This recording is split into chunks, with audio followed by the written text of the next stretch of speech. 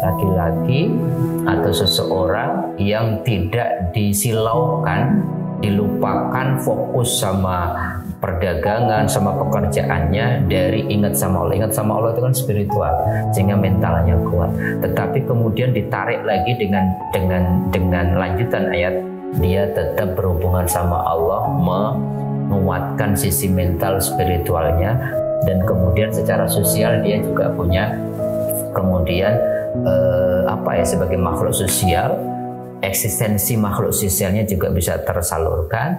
Dan kemudian yang menarik, ayat itu diakhiri dengan tetapi mereka melakukan itu dengan kesadaran bahwa ada hari berbangkit yang kemudian nanti harus dipertanggungjawabkan semua itu. Jadi bagaimana seseorang punya keseimbangan fisik, keseimbangan intelektual, keseimbangan mental, keseimbangan spiritual. Kalau itu kemudian diberikan porsi yang seimbang untuk manusia, sehingga bekerja hebat, sukses, tetapi sosialnya jalan, keintiman sama keluarga terpenuhi, hubungan sama Allahnya beres.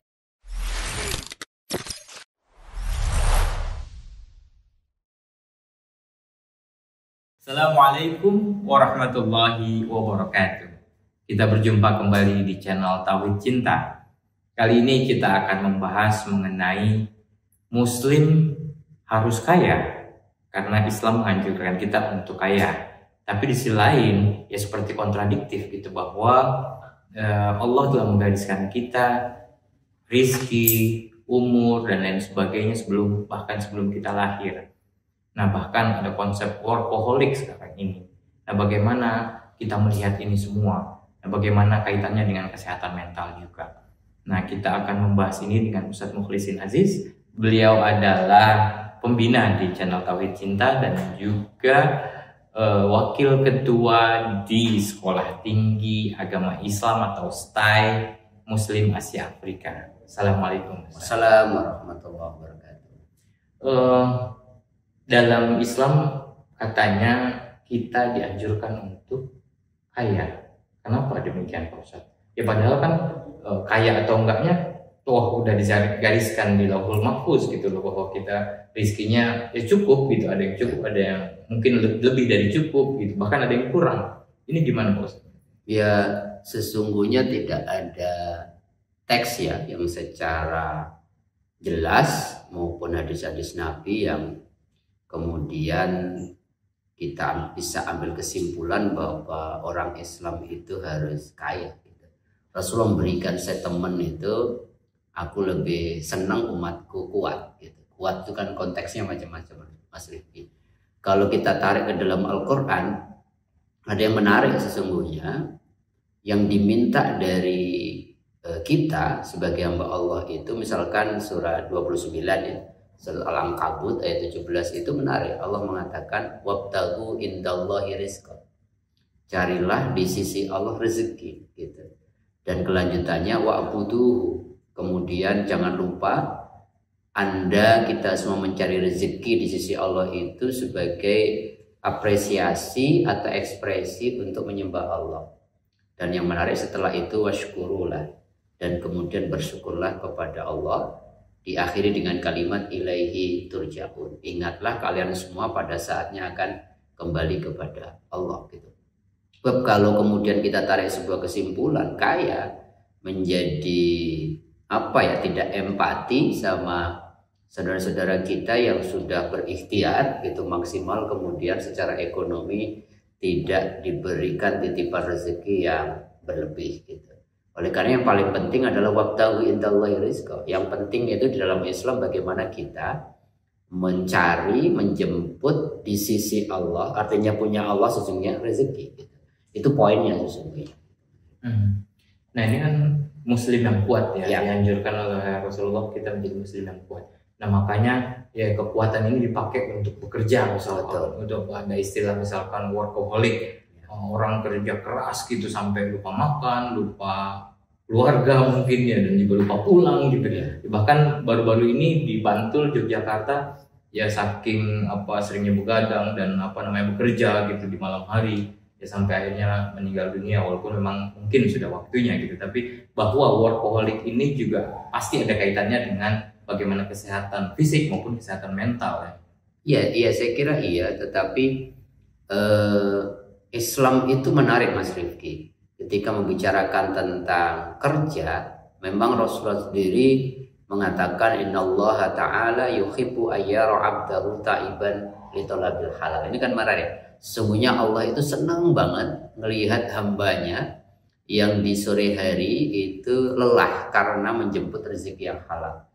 Kata lelah itu kan kemudian bisa ditafsirkan harus bekerja keras, workaholic dan sebagainya gitu. Oleh karenanya Islam tidak melihat hadis ini dalam satu kondisi yang berdiri sendiri. Islam misalkan memberikan tata cara begini. Di dalam surat An-Nur gitu, surat 24 ayat 37 itu menariknya begini. Rijalun la tulhihim tijaratun wala bai'un an dzikrillah gitu. Yang boleh itu Islam mengatakan ada orang-orang yang tidak disilaukan dengan pekerjaan dan kemudian hartanya dari zikir sama Allah gitu. Jadi kata bekerja keras itu tidak boleh kemudian sampai meninggalkan ingatan kita sama Allah. Di dalam konteks yang Mas Rifki sampaikan, apakah boleh misalkan kita atas dasar pengen menjadi hamba Allah yang dicintai karena lelah di dalam menjemput rezeki halal itu kemudian kita mengorbankan banyak hal. Karena Rasulullah dalam hadis yang lain mengatakan gitu, matamu itu punya hak gitu ya. Bahwa badanmu punya hak untuk apa? Untuk istirahat. Maka di dalam Islam itu ada konteks keseimbangan antara kemudian fisik, antara dunia, antara akhirat gitu. Bekerja itu maka kemudian wajib, bahkan kemudian disebut kal mujahid fisabilillah. Orang yang kemudian mengerahkan segala potensi yang Allah titipkan untuk menjemput rezeki itu seperti orang yang jihad. Dan Allah mencintai yuhibbul abda al-muqtarib. Allah mencintai seorang hamba yang profesional. Profesional itu kan sebenarnya bukan workaholic dalam arti berlebih-lebihan. Orang profesional itu ya orang yang menjalani profesinya dengan maksimal, ada aturan-aturan yang kemudian disepakati, jam kerjanya tertentu gitu. Sehingga kemudian ada hak-hak yang lain juga tidak diabaikan. Tapi kan kemudian hari ini karena orientasi manusia penghargaannya kepada sesuatu yang bersifat cantolan materi, orang akan mengerahkan segala potensinya, bahkan lembur, bahkan kemudian luar biasa hanya untuk eksistensi dirinya. Kalau saya tidak punya jabatan tertentu, tidak punya uang dengan nilai tertentu, saya tidak dianggap ada oleh orang lain. Salah satu pemicunya saya kira itu Mas Rifki, sehingga banyak orang kemudian gagap ya, badannya kemudian tidak kuat, mentalnya tidak cukup kuat untuk menghadapi tuntutan kerja yang kemudian didominasi pada hal-hal yang bersifat kapitalisme, materialisme dan sebagainya. Maka banyak kasus kemudian tidak hanya di Bantul, di banyak negara di seluruh dunia itu kan banyak orang yang kemudian saking kemudian tidak kuat secara mental, secara fisik, orang akhirnya kemudian banyak yang bunuh diri. Orang akhirnya terjebak pada narkoba karena dengan narkoba itu bisa tingkat stresnya tinggi ya. Tingkat stres tinggi dan badannya 3 hari 3 malam atau seminggu tidak akan pernah capai gitu. Oleh karena Islam tidak melihat itu sebagai sesuatu yang dikotomi, tapi bagaimana kemudian kita disuruh wabtaghu indallahi rizqa. Bagaimana kita menjemput di sisi Allah rezeki, tapi wa'buduhu. Tapi jangan lupakan juga gitu, ada akhirat kita yaitu menyembah Allah, ya washkurulah. Bersyukur itu kan juga bagian dari bagaimana kita istirahat dengan cukup gitu ya. Bagaimana membagi dunia kerja dengan dunia yang lain dan sebagainya. Yang cukup menarik Mas Rifki, ada satu catatan yang ditulis oleh G. Hendrik dan Enkert Luttmann 1996 di Amerika. Itu ada buku yang cukup menarik yang kira-kira bisa memotret fenomena yang Mas Rifki tadi sampaikan. Namanya The Corporate Mystic. Jadi buku itu ditulis oleh 2 orang yang disebutkan tadi. Setelah 925 jam itu kemudian wawancara dengan 1000 CEO di Amerika, ada 12 ciri orang-orang yang bisnismen itu, orang yang bekerja itu kemudian dianggap sukses tetapi tidak mengorbankan sisi-sisi kemanusiaannya. Dari 12 itu yang menarik di angka ke-12-nya ada keseimbangan. Keseimbangan dalam 4 hal. Pertama, keseimbangan keintiman, Mas Rifki. Kadang-kadang kalau seorang orang sudah workaholic itu nggak punya waktu untuk keluarga, nggak punya waktu untuk kongko-kongko dengan sahabat-sahabat. Keintiman itu adalah relasi intimate sama orang-orang dekat. Yang kedua, keseimbangan karir. Dia kongko-kongko terus, keluarganya ditemenin tapi karirnya nggak bagus juga, nggak benar. Tapi juga ada keseimbangan sosial. Bagaimana dia punya waktu untuk manusia itu punya makhluk sosial, ada asupan psikologi gitu ya, yang kemudian itu ada asupan gizinya, yaitu bagaimana kita berbagi, bagaimana kita ikut kerja bakti, bagaimana kita menjadi relawan dan sebagainya, atau kemudian apapun dalam konteks sosial. Tapi yang paling penting di Amerika pun sudah ada kesadaran, ada keseimbangan spiritual. Bagaimana kemudian fisiknya itu bekerja, kemudian psikologinya juga diberikan asupan gizi, tapi yang paling penting spiritualnya tidak ditinggal. Kalau keseimbangan yang 4 ini muncul, maka saya kira ruang-ruang yang Mas Rifki sampaikan itu bisa diminimalisir. Nah, ini tentang keseimbangan ya. Ya. Ada hadis yang mengatakan i'mal li dunyaka ka'annaka ta'ishu abada wa'mal li akhiratika ka'annaka tamutu qadan. Kejarlah dunia itu ya seakan-akan kamu akan hidup abadi, tapi bekerjalah untuk akhirat atau beramallah untuk akhirat seakan-akan kamu akan meninggal besok atau wafat besok gitu. Nah, ini sepertinya agak bertolak belakang atau memang tentang prinsip keseimbangan tadi, Ustadz? Ya karena kalau melihat dari ini kan mali dunia kakak ta'ishu abada. Kamu akan hidup abadi, bekerjalah untuk dunia seakan-akan kamu hidup abadi. Jadi kejar terus dunia gitu. Gimana menurut Ustaz? Iya, saya kira itu yang benar ya. Artinya apa? Profesional itu kan menempatkan aktivitas apapun sesuai dengan juklaknya, juknisnya gitu ya. Kalau sedang bekerja ya jangan malas, fokus kerja gitu, maksimal bekerja. Sedang jadi dokter, jadilah dokter yang luar biasa. Ketika jadi politikus ya jadilah politikus yang maksimal. Tetapi ketika sholat ya jangan mikirin kerja, kan maksudnya gitu. Ketika kemudian kita melakukan ibadah yang bersifat hablum minallah ya fokus juga gitu. Sehingga prinsip keseimbangan itu muncul. Yang selama ini terjadi kan enggak. Bagaimana orang kadang-kadang menduniakan akhirat. Yang benar kan kemudian bagaimana keseimbangan itu dibalut dalam kayak semacam kesimpulan dari surat 28, surat Al-Qasas 77 itu kan jadi pijakan kita, Mas Rifki. Apa? Wabtaghi fima ataqallah darul akhirah wala tansa nasibaka minad dunya. Jadi goalnya orang yang beriman itu akhirat. Tetapi dunia nggak boleh diabaikan, dilupakan. Sehingga yang benar itu adalah man aradad dunya fa'ali bil ilmi wa man aradal akhirah fa'ali bil ilmi. Jadi kira-kira kalau saya membayangkan Nabi ingin gitu umat Islam itu profesional dalam bidang apapun gitu ya.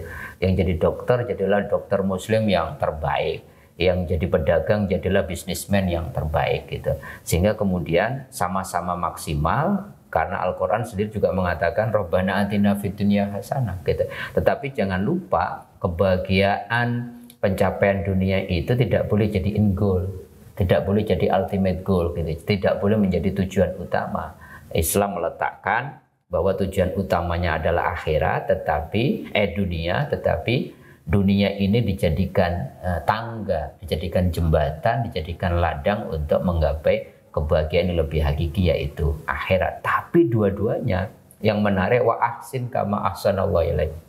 Para ulama mengatakan wa ahsin dan berbuatlah baik karena Allah telah berbuat pada kalian. Itu maknanya dalam konteks hari ini adalah ya bersikaplah profesional, berikan yang terbaik di saat Anda melakukan apapun. Ketika sedang bekerja yang dalam konteks zahir itu bekerja dalam konteks dunia, jadikan itu maksimal. Ketika ibadah juga maksimal.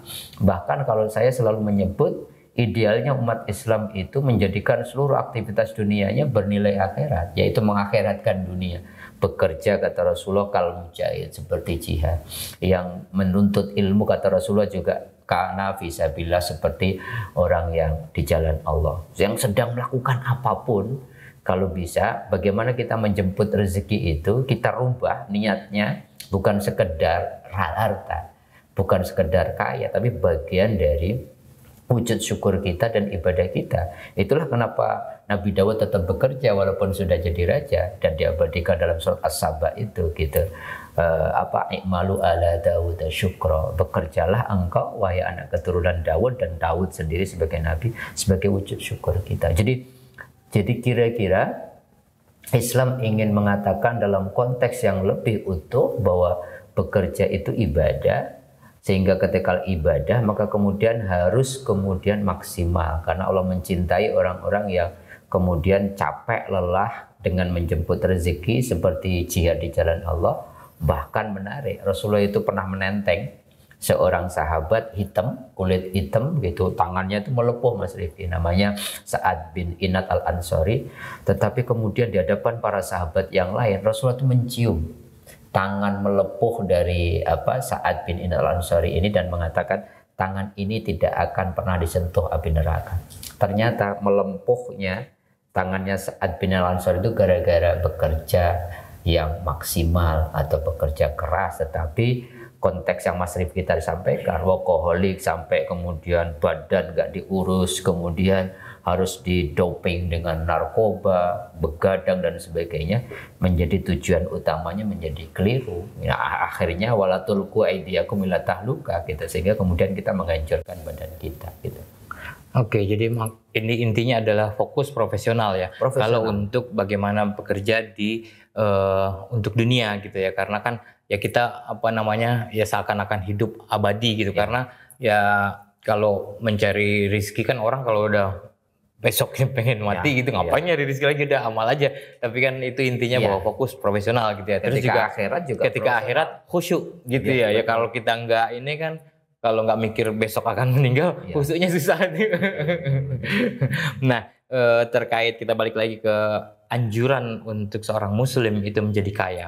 Ya bisa jadi anjuran ini kaya itu bukan secara material aja ya, tapi kaya secara hati, kaya secara batin, kaya secara spiritual gitu Pak Ustadz. Ya konteksnya kuat tadi Mas. Ya kuat materi, kuat fisiknya, kuat ilmunya, sehingga kemudian Rasulullah itu senang gitu, lebih mencintai hamba-hambanya yang kuat gitu. Di dalam konteks ekonomi berarti kekayaannya cukup gitu. Di dalam konteks kesehatan gitu ya, cukup fisiknya sehat. Di dalam konteks ilmu, Allah senang sekali sama orang-orang yang punya, bahkan disebut ulama kan orang yang punya ilmu, sehingga kemudian Rasulullah ingin mendorong umat Islam harus menjadi umat terbaik, khair ummah, dengan segala cara yang berbeda-beda kan. Ada dalam konteks khairu ummah dengan fisiknya, ada khairu ummah dengan ilmunya, ada khairu ummah dengan materinya. Sehingga para sahabat kan nggak semua kaya. Ada sahabat-sahabat Utsman yang pengusaha maksimal, ada Ali bin Abi Thalib yang kemudian keilmuannya dia pintunya gudang ilmu gitu ya. Ada Abu Bakar As-Siddiq yang Masya Allah gitu ya, kekuatannya kepada bijaknya dan sebagainya. Umar bin Khattab yang kuatnya dalam konteks ide-ide kreatifnya. Jadi itu Masya Allah, kalau itu digabungkan, masing-masing punya kontribusi menjadi umat terbaik dalam bidang masing-masing. Poinnya itu saya kira. Oke, terakhir Pak Ustadz. Ya ini kan juga ada kaitannya workaholic dengan kesehatan mental gitu. Bagaimana kuat gitu, tapi juga ada kaitannya dengan kesehatan mental gitu. Karena tadi Pak Ustadz bilang semua itu ada haknya. Ya ketika hak itu tidak terpenuhi maka ada gangguan, baik itu di fisik maupun di mental gitu ya. Nah Ustadz melihat ini gimana? Ya saya kira itu bisa dirujuk ya ketika kita baca surat An-Nur 37 itu menarik. Al-Quran mengatakan bahwa yang benar itu rijalun la tulhihim tijaratun wala bai'un an dzikrillah. Itu pertama. Laki-laki atau seseorang yang tidak disilaukan, dilupakan fokus sama perdagangan, sama pekerjaannya dari ingat sama Allah. Ingat sama Allah itu kan spiritual, sehingga mentalnya kuat. Tetapi kemudian ditarik lagi dengan lanjutan ayat, wa iqamis shalah. Dia tetap berhubungan sama Allah, menguatkan sisi mental spiritualnya, wa itaiz zakah. Dan kemudian secara sosial dia juga punya kemudian sebagai makhluk sosial, eksistensi makhluk sosialnya juga bisa tersalurkan. Dan kemudian yang menarik ayat itu diakhiri dengan ya khafuna yauman tataqallabu fihil qulubu wal absar. Tetapi mereka melakukan itu dengan kesadaran bahwa ada hari berbangkit yang kemudian nanti harus dipertanggungjawabkan semua itu. Dari ayat surat An-Nur ayat 37 itu kemudian saya sampaikan tadi, tercorporate mystic kemudian meletakkan keseimbangan itu, Mas Rizky. Jadi bagaimana seseorang punya keseimbangan fisik, keseimbangan intelektual, keseimbangan mental, spiritual, keseimbangan spiritual. Kalau itu kemudian diberikan porsi yang seimbang untuk manusia sehingga bekerja hebat, sukses, tetapi sosialnya jalan, keintiman sama keluarga terpenuhi, hubungan sama Allahnya beres. Oke, terima kasih Ustadz, luar biasa. Kita ya mungkin kita tutup dengan khairul umuri awsatuha. Sebaik-baik perkara adalah pertengahannya, atau hidup secara seimbang. Kira-kira keseimbangan itu poin utama dari Islam sebenarnya.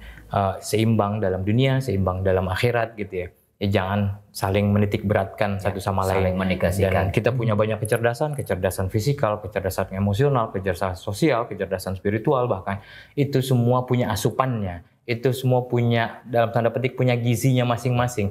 Jadi harus diberi makan juga itu masing-masing. Jangan sampai yang satu jomplang dengan yang lainnya gitu. Nah itulah makna dari hidup seimbang yang tadi kita bahas sama-sama. Semoga bermanfaat. Terima kasih atas partisipasinya. Mohon maaf atas segala kekurangan. Wallahul muwaffiq ila aqwamit thoriq. Wassalamualaikum warahmatullahi wabarakatuh.